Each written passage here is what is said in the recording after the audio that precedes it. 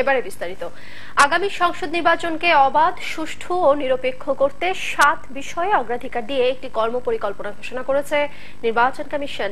এই কর্মপরিকল্পনা বাস্তবায়নের মধ্য দিয়ে সুষ্ঠু ও বিশ্বাসযোগ্য নির্বাচন করতে চান প্রধান নির্বাচন কমিশনার KM নুরুল হুদা।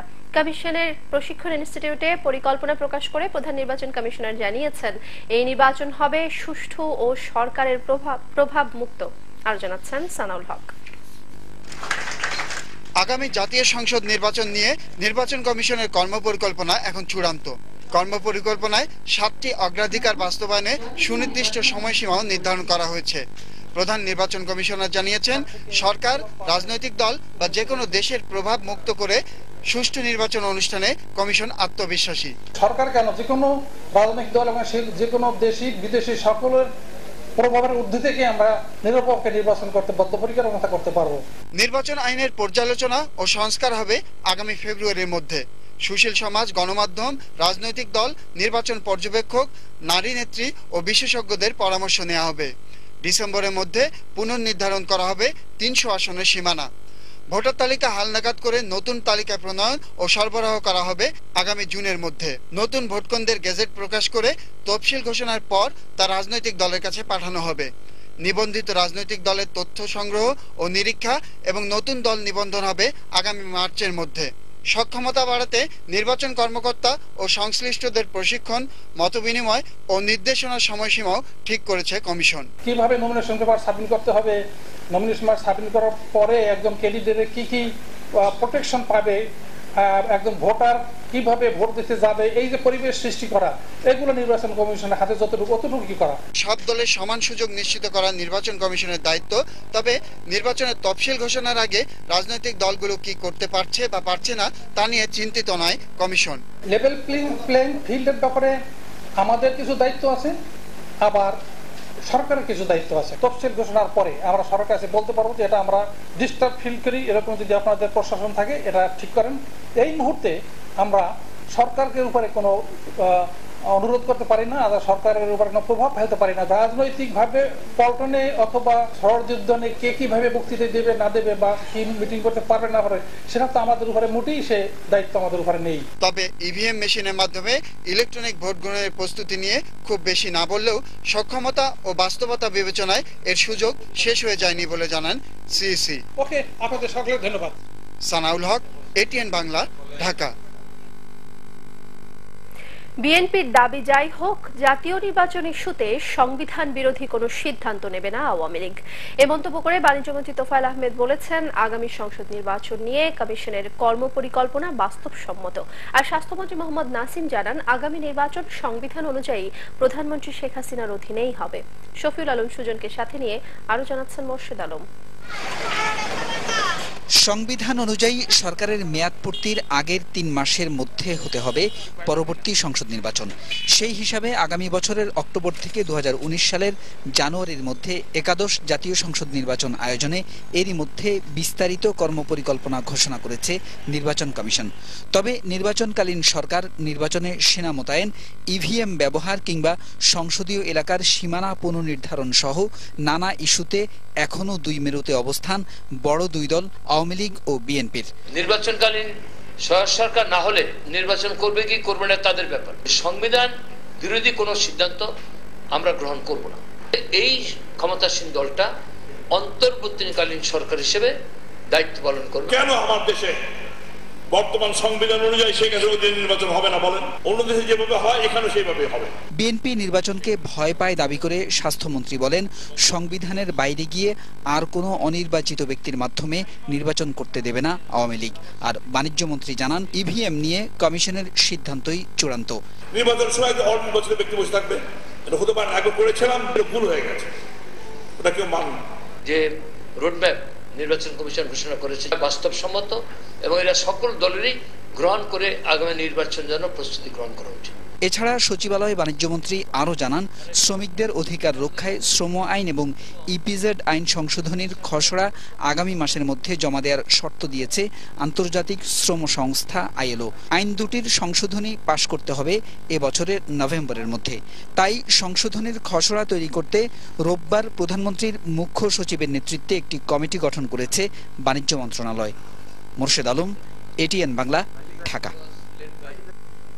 সমঝোতা ছাড়া নির্বাচন কমিশনের রোডম্যাপ রাজনৈতিক সংকট সমাধানে কোনো কাজে আসবে না বলে মনে করে বিএনপি। কেন্দ্রীয় কার্যালয়ে সাংবাদিকদের সাথে আলাপকালে দলের মহাসচিব মির্জা ফখরুল ইসলাম আলমগীর কথা বলেন। দেশে সুষ্ঠু নিরপেক্ষ নির্বাচনের পরিবেশ নেই বলেও দাবি করেন তিনি। আরো জানাচ্ছেন মইনুল হাসান। করণীয় দিক শনাক্ত করে একটি কর্ম পরিকল্পনা তৈরি করা হয়েছে। সব দলের অংশগ্রহণে একাদশ জাতীয় সংসদ নির্বাচন অবাধ, সুষ্ঠু, নিরপেক্ষ করার লক্ষ্য নিয়ে নির্বাচন কমিশনের রোডম্যাপ ঘোষণার ঘণ্টা খানিকের মধ্যে সাংবাদিকদের মুখোমুখি হন বিএনপি মহাসচিব মির্জা ফখরুল ইসলাম আলমগীর। প্রধান সংকট নয়। তাৎক্ষণিক প্রতিক্রিয়ায় তিনি বলেন, কোন সরকার পদ্ধতির অধীনে আগামী জাতীয় নির্বাচন হবে সে প্রশ্নের সমাধান না করে নির্বাচন কমিশনের রোডম্যাপ কোনো কাজে আসবে না। There must be a road to election. তো এখন পর্যন্ত আমরা রোড দেখতে পাচ্ছি না, শুধু ম্যাপ তো পরের প্রশ্ন। আমরা একটা সভা করার অনুমতি পাই না। আমাদের দেশনেত্রী কালকে বিদেশে গেলেন, আমাদের সিনিয়র নেতাদেরকে রাস্তার মধ্যে দাঁড়িয়ে থাকতে হলো। এই একটা পরিস্থিতি পরিবেশ তৈরি করেছে। এই পরিস্থিতি পরিবেশে নির্বাচনের আদৌ কোনো পরিবেশ আছে কিনা সেটাও তো সবার আগে দেখতে হবে। নির্বাচনকালীন সহায়ক সরকার নিয়ে ঐক্যমতে আসতে সরকারকে আবারও সংলাপের উদ্যোগ নেওয়ার আহ্বান জানান তিনি। নির্বাচনটা কিভাবে হবে, সরকারের কি অবস্থা থাকবে, সরকার কোন জায়গায় থাকবে, নির্বাচন কমিশনের ভূমিকা কি হবে, এবং আমরা যে কথা বারবার বলে আসছি যে একটা নিরপেক্ষ অবাধ নির্বাচনের জন্য একটা সহায়ক সরকার প্রয়োজন। সেই সহায়ক সরকার গঠনের ব্যাপারে আলোচনা এটা সবচেয়ে বড় প্রয়োজন এই মুহূর্তে আমরা মনে করি, বলেছি সেটা আমরা। তো সেই দিক থেকে কোনো রকম আলোচনা না করে এই রোড ম্যাপ দিয়ে তো আপনার তাদের সমস্যার সমাধান হবে না। এর আগে দলের প্রধান কার্যালয়ে সংবাদ সম্মেলনে বিএনপির সিনিয়র যুগ্ম মহাসচিব রুহুল কবির রিজভী অভিযোগ করেন, সরকারি সহায়তা না পেয়ে উত্তরাঞ্চল সহ বিভিন্ন স্থানে বন্যা দুর্গত মানুষ অবর্ণনীয় দুর্ভোগের মধ্যে দিন কাটাচ্ছে।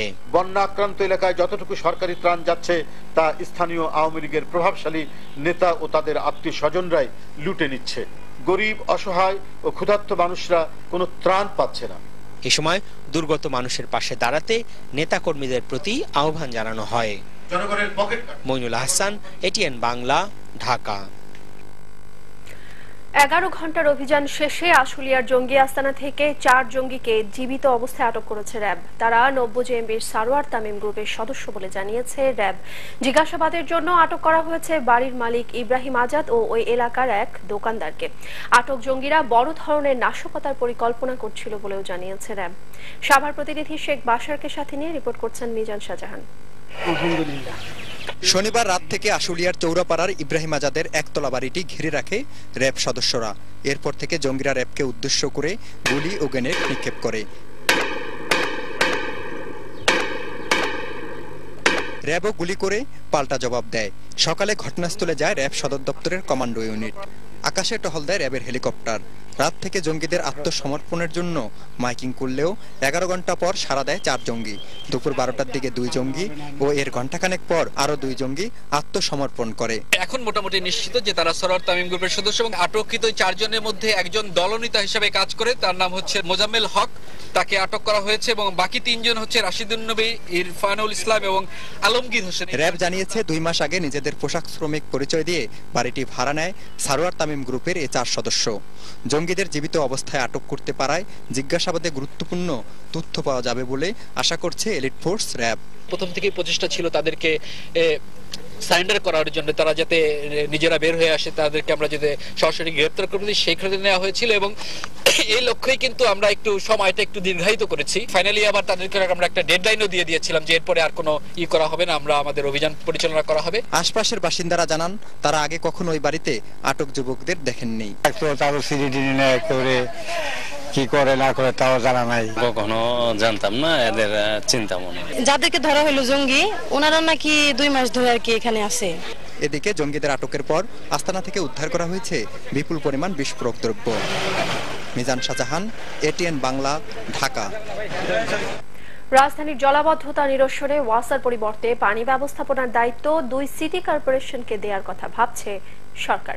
দুপুরে গুলশানে ডিএনসিসি কার্যালয়ে আন্তঃবিভাগীয় সমন্বয় সভায় একথা জানান স্থানীয় সরকার মন্ত্রী খন্দকার মোশাররফ হোসেন। এজন্য দ্রুত প্রয়োজনীয় পদক্ষেপ নেওয়া হবে বলেও জানান মন্ত্রী। সভায় গণপূর্ত মন্ত্রী ইঞ্জিনিয়ার মোশাররফ হোসেন জানান, ঢাকা মহানগরীর খালগুলো দখলমুক্ত করতে সেনাবাহিনীকে দায়িত্ব দেওয়ার সুপারিশ করেছেন তিনি। আরো জানাচ্ছেন মাহবুব কবির চপল। রাজধানীতে ভোগান্তির আরেক নাম জলজট। একটু বৃষ্টি হলেই শহরের বিভিন্ন এলাকায় সৃষ্টি হয় জলাবদ্ধতা। বছর বছর এ সমস্যা বাড়ছে। তা নিরসনের দায়িত্বে যেসব সংস্থা বা মন্ত্রণালয়, সেগুলোর প্রধানদের নিয়ে আন্তঃবিভাগীয় সমন্বয় সভার আয়োজন করে ঢাকা উত্তর সিটি কর্পোরেশন।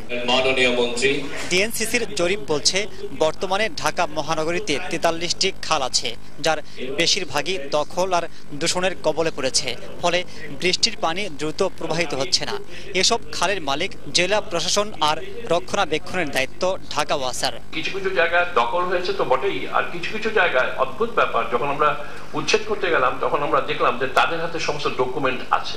আমরা সীমানা চিহ্নিত করে দিব, আমরা অবৈধ দখলদারদের তালিকা তৈরি করে দিব, কিন্তু সিটি কর্পোরেশন এবং ওয়াসা প্রতি বছর ঢাকা মহানগরীর নতুন নতুন এলাকায় জলাবদ্ধতা সৃষ্টি হচ্ছে, আবার শহরের আয়তনও বেড়েছে। তাই ড্রেনেজ ব্যবস্থায় মাস্টার প্ল্যানের পরামর্শ স্থপতিদের। একটি ড্রেনেজ মাস্টার প্ল্যান করা অত্যন্ত জরুরি। 20 মিটার খাল, দুই পাশে আরো 60 মিটার অ্যাকুয়ার করে ফেন্সিং করেন এবং ওয়াকওয়ে করেন, গ্রিন বেল্ট করেন। এই খাল আপনার চিরদিন থেকে যাবে। ঢাকা শহরের জলাবদ্ধতা নিরসনে বেশ কয়েকটি সুপারিশ করেন তিন মন্ত্রী। আসলে যদি আমরা জলাবদ্ধতা দূর করতে চাই, একটা জায়গায় একটা সিদ্ধান্ত আমাদের নিতে হবে, সেগুলো হচ্ছে যে খালগুলোকে দখল মুক্ত করতে হবে। এটা এনি কস্ট। সেনাবাহিনীকে নিয়োগ করেন, করে আপনার ড্রেজিং করে সেখানে যা অবৈধ স্থাপনা আছে সব ভেঙে দেন। এখানে আপনার পিছনের দিকে তাকাবার কোনো কথা নেই। আমার বাড়ি থাকে, আমার বাড়ি ভেঙে দেন। জল জট নিরসনে লিড এজেন্সি কি হবে? ঢাকায় ওয়াসার পক্ষে এটা করা সম্ভব হচ্ছে। লিড এজেন্সি পৌর কর্পোরেশনেরই হওয়া উচিত। এই যে এমনি হাততালি দিচ্ছে, কাজে আর কোনো বিরোধিতা নাই। স্যার এই রোগী ভালো করে, রোগী ভালো করার পর বাচ্চা দিয়ে দেন আমাদের। ভালো করবে না, রোগীর ক্যান্সার, এগুলো দিয়ে আপনি লিড এজেন্সি, আমার কোনো ঢাল নাই, তরোয়াল নাই। আগে নিধিরাম সর্দার আগে রুগী গ্রহণ করেন, ভালো করার দায়িত্ব আমার। আমি পজিটিভলি এটাকে গ্রহণ করব এবং সবাই সহযোগিতা চাইব। মাহবুব কবির চপল, এটিএন বাংলা, ঢাকা। প্রায় 3 সপ্তাহ পর সিরাজগঞ্জে বন্যার পানি কমতে শুরু হয়েছে, তবে বেড়েছে সিলেটের সুরমা ও কুশিয়ারা নদীর পানি। কুড়িগ্রামে নদ নদীর পানি সামান্য কমলেও সার্বিক বন্যা পরিস্থিতি অপরিবর্তিত রয়েছে। রাজবাড়ীতে পদ্মার পানি বেড়ে গোয়ালন্দ উপজেলার দৌলতদিয়া পয়েন্টে বিপদসীমার 25 সেন্টিমিটার উপর দিয়ে বইছে। এতে তীরবর্তী কয়েকটি গ্রাম প্লাবিত হয়েছে। দুর্গতরা বলছেন, ঘরবাড়ি, ক্ষেত খামার বানের জলে নষ্ট হয়ে গেছে। এখন বন্যার পানি কমলেও টাকার অভাবে কিভাবে ঘরবাড়ি মেরামত করে আশ্রয় কেন্দ্র থেকে ফিরতে পারবেন সেই চিন্তায় রয়েছেন তারা। এছাড়া জামালপুর ও সিরাজগঞ্জে যমুনার পানি 20 থেকে অন্তত 24 সেন্টিমিটার কমেছে, তবে এখনো বিপদসীমার উপর দিয়েই বইছে। স্থানীয় পানি উন্নয়ন বোর্ড বলছে, আবহাওয়া ঠিক থাকলে পরিস্থিতি দ্রুত স্বাভাবিক হয়ে আসবে।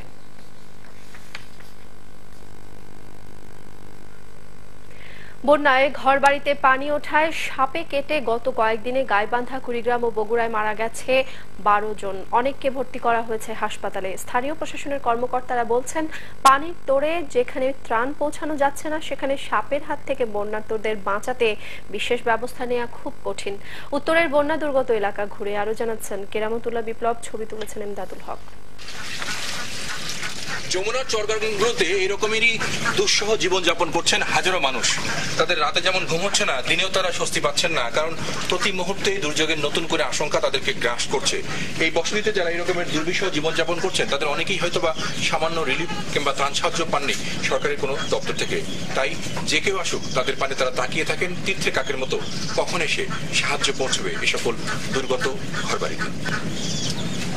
শুধু খাবার কষ্ট নয়, কোনো মতে ভেসে থাকা ঘরবাড়িতে রাতেও থাকতে পারছেন না বানভাসী চরের মানুষজন।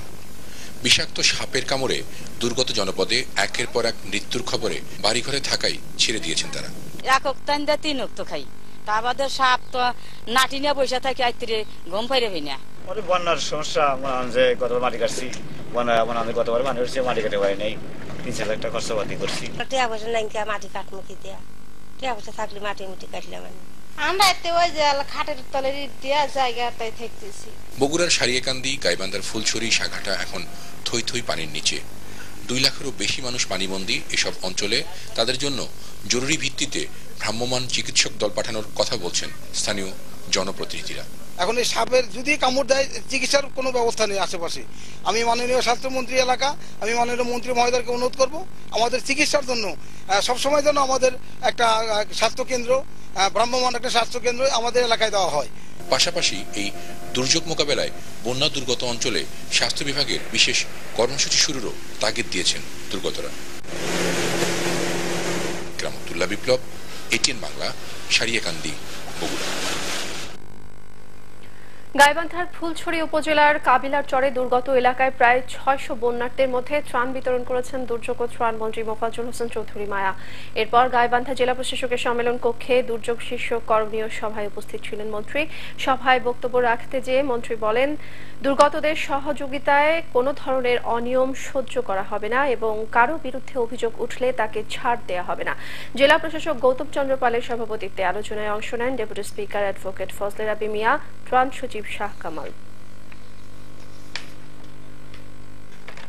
সারা দেশে বন্যা হলেও সাধারণ মানুষের খাদ্য সংকট হবে না বলে জানিয়েছেন প্রধানমন্ত্রী শেখ হাসিনা।